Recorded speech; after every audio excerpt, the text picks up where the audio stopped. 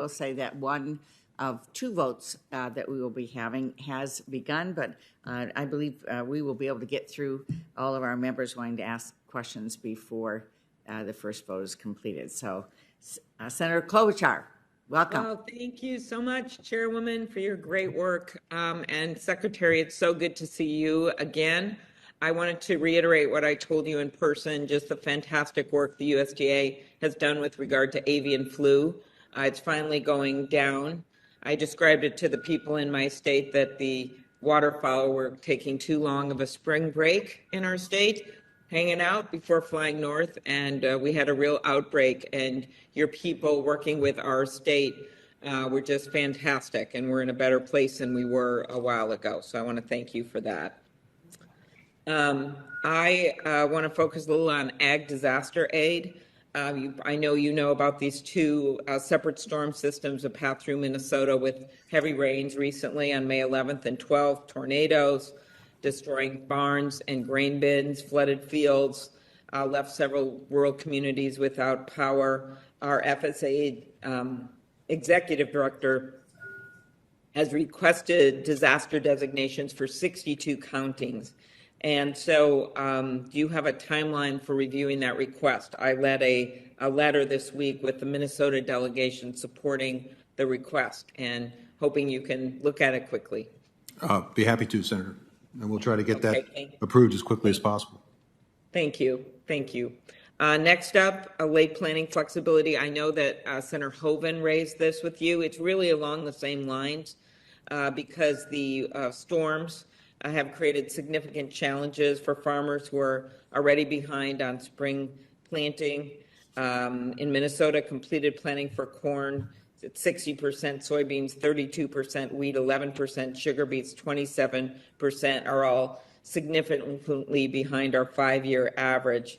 And so hoping that you will review the suggestions that Senator Hoeven and I have made and work with us to provide certainty and support to our farmers during this time of delay. Well, we will certainly take a look at the correspondence we received yesterday and make a decision as quickly as we can. Okay, thank you very much. And I also want to thank you for all your work on that, on climate change. As we know, part of what we're seeing, it's not just serendipity that this is going on, these strange weather events. It's exactly what was predicted. And of course, in the area of ag, that means everything from conservation to cover crops on. And I want to thank you for that.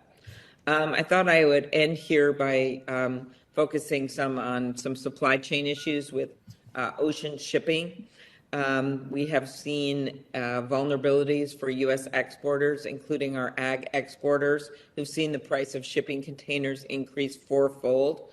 Senator Thune and I passed our Ocean Shipping Reform Act of 2022 through the Senate. The House has a similar version led by Representatives Garamendi and Johnson, and it looks like we're going to be able to reach some agreement so that our goods are actually taken by these international shipping conglomerates and that we get some fair prices by some rules that we're going to push through with the Maritime Commission.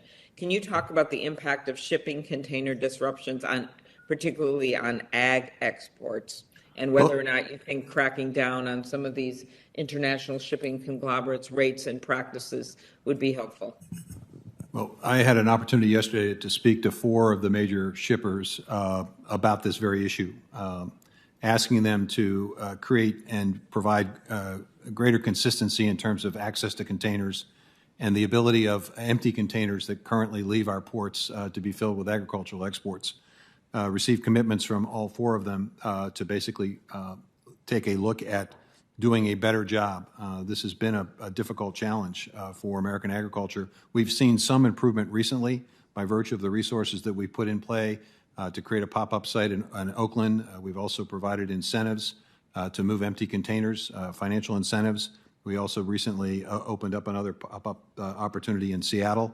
So we're going to continue to work on this, and obviously I think the legislation that's going through the process is sending a strong message that we're not satisfied. We're frustrated with the progress up to this point. Thank you. And just quick last, can you talk about the biofuel infrastructure investments that USDA has made We're continuing to push on some of these issues, and I know you are an ally. Well, we anticipate in the very near future announcing the availability of another $100 million to expand access to pumping systems and distribution systems that would allow for E15 and B20 to be more readily available. So that's going to continue. Okay, thank you so much, Secretary. Thank you very much. All right. Next, we have Senator Thune, then